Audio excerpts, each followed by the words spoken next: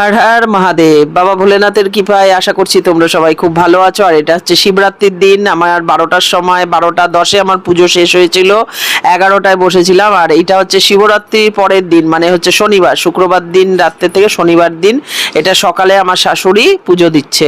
তো আমার শাশুড়ি দেখো গোপাল পুজো করে তারপরে এখানে আবার মহাদেবকে এরমভাবে পুজো করছে। আর এখানে সাবু মাখার জন্য রেডি করে রেখে দিয়েছি।